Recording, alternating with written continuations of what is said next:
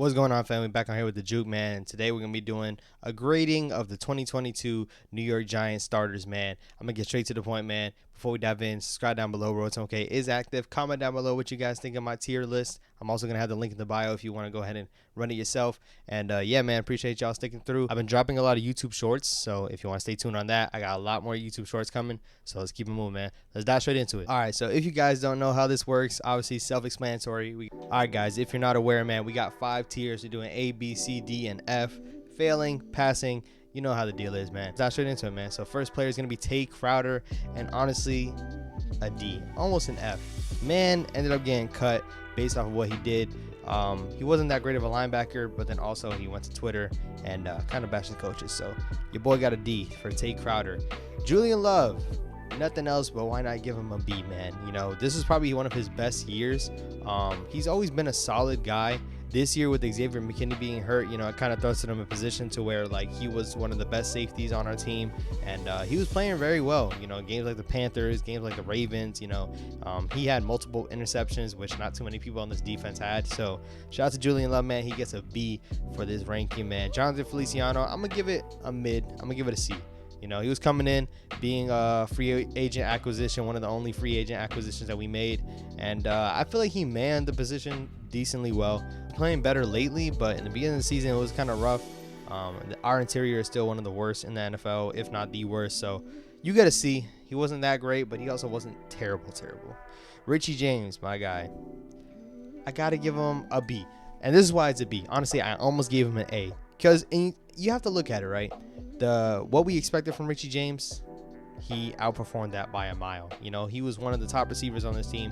But why I gotta give you a B is because of all those drops. There was a plenty of drops that you look at it where it literally costed us the game, or it was even close to costing us the game. When you look at what happened the first time we played Minnesota and with that drop, you know, that's egregious. And he just had a couple of those plays, you know. But he gets a B because the expectations for him going into the season were slim to none, and Mans ended up being the second leading receiver. So shout out to Richie James, man. Leonard Williams, I'm gonna be real. I'm gonna give you a C, bro. I'm gonna give him a C. Why am I giving Leonard Williams a C? Because when you look at his availability, you know, I don't want to put that on every single player because we have some dudes that have been hurt, but he wasn't there for all of the games, and normally he's not like that. You know, normally he plays game in and game out. I think this was the first year that he actually missed a couple games. And then not only that, man, it's just his impact wasn't felt as much. Like when you look at, obviously the contract's bad, we overpaid him. But when you're making that much money, man, you need to put up a lot more, at least pressures or sacks, you know. His sack numbers weren't there. It definitely wasn't there for his contract year, as nobody is. But if there's a better way to put Leonard Williams and describe him in like a sentence, pretty much how Dexter Lawrence was before the season. You know, solid. He was solid, but he wasn't up there. And I think Leonard Williams, man, we need you to be a beast alongside Dexter Lawrence. If anything, it helps you. So I was expecting more out of him. He gets a C. Jalen Smith, F, bro. My man's was trash. I don't want you guys to go based off of what they're saying on the program and the commentary. No, bro. Jalen Smith is dog water. It just seemed like every time that he's in the play, he's missing a tackle, one.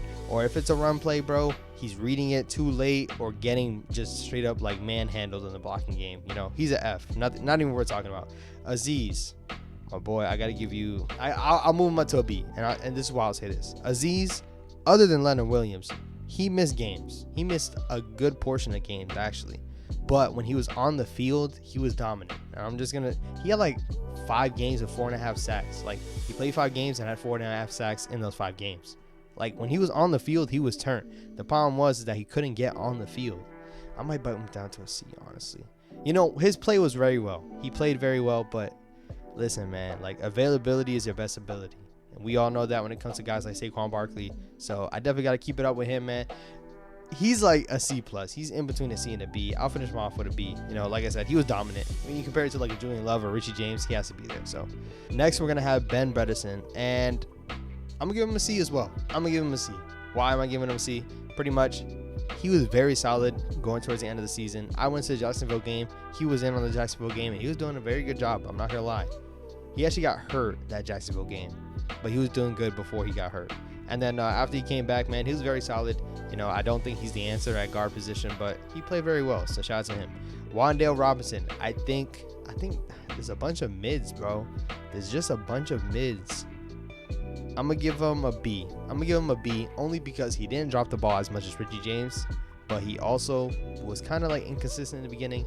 Kind of feel like he wasn't featured in the offense, but the game that he tore his ACL, he actually had 100 yards. So Wan'Dale Robinson, I'm excited to see what he can be. Definitely it started off a little slow for him, but I think he can turn up. I'm gonna leave him at a B. No one's at an A yet, and we're gonna keep that thing rolling, man. B for Xavier McKinney. He's played very well. Hear me out. When he's on the field, he played very well. We all know what happened with the injury when he was on a bye week and he crushed his hand.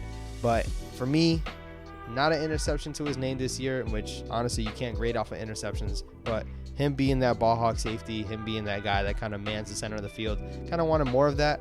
But he definitely didn't play bad at all. You know, a B is not bad.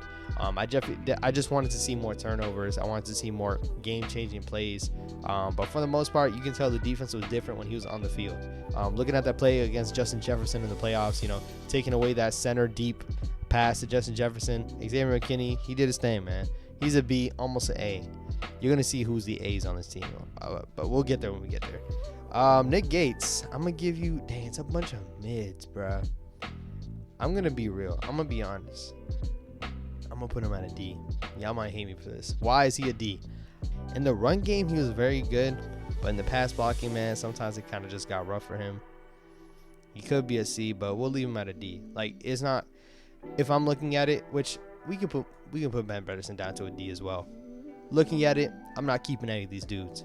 Like, the C and up, yeah, I can keep them. D and below, they're gone. And trust me, I don't think I would flinch. Nick Gates has a great story. I don't think I would flinch if he was gone. I'm just being honest. Evan Neal, you a D or a F, bro. I mean, this is the only one exception that I'm saying, like, he's a D or an F and he's got to stay because he's our first-round pick.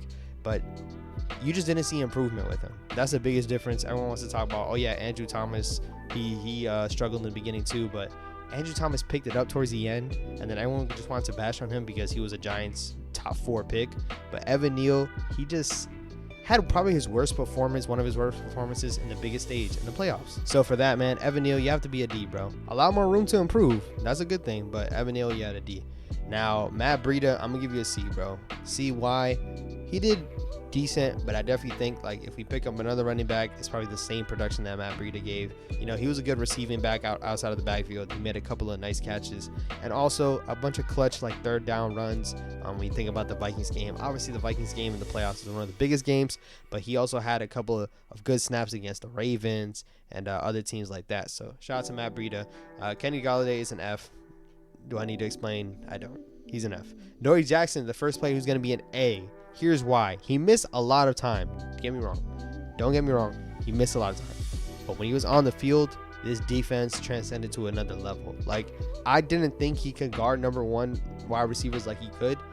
And he was doing that this past year. Like, Adoree Jackson was proving that he was worth that money. And, you know, I didn't think we would keep him for this next following season. Prior to the season, with us being a rebuild, just with the money he was making, I didn't think we should be able to keep him, but he played well enough in this system that we should keep him. So, Adoree, you are the first person that made an A. KT, my dog, you are a B. Why is KT a B?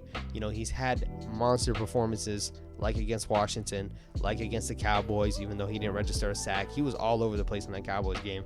But for me, some moments it just felt like you didn't notice he was there.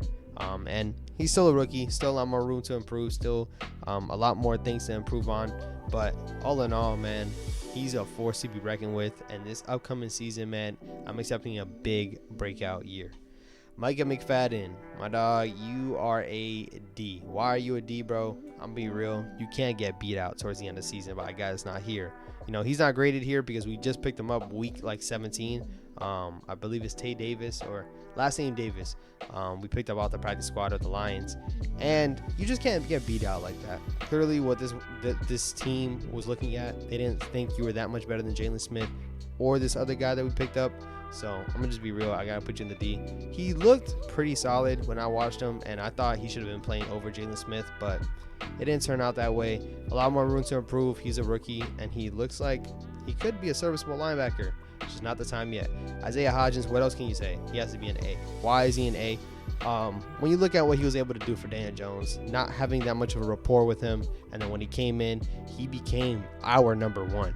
I'm gonna be honest. He became our number one. Like, every time we throw him the ball, he's catching it. He's not dropping a pass. And then at the same time, he's probably one of the better route runners on this team as well. Not the fastest dude, but he is a guy that you can count on. And we called his number, and he made the plays. So shout out to you, Isaiah Hodgins. You're number one, or you're in the A, and you'll be back next year. I'm excited for him. Andrew Thomas, an A. What else can I say, man? One of the best left tackles in the NFL. He's probably top 3, I'm going to be honest, in left tackle position across the whole entire league. Only falling short to guys like Trent Williams. And if you're associated with Trent Williams, then you're a dog, bro. Came from Georgia. He's a bulldog. Andrew Thomas is a dog. And I'm just excited that we have a great left tackle.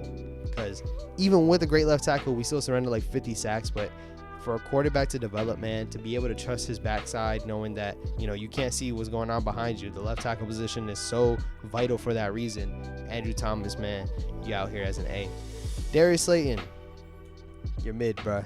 You're mid, man. Year 3, year 4, same thing. You know, you're a burner, and you can really do something with the ball when the ball's in your hands. The problem is you're letting it slip through your hands too often. Too many drops. Not much to say. You're a C.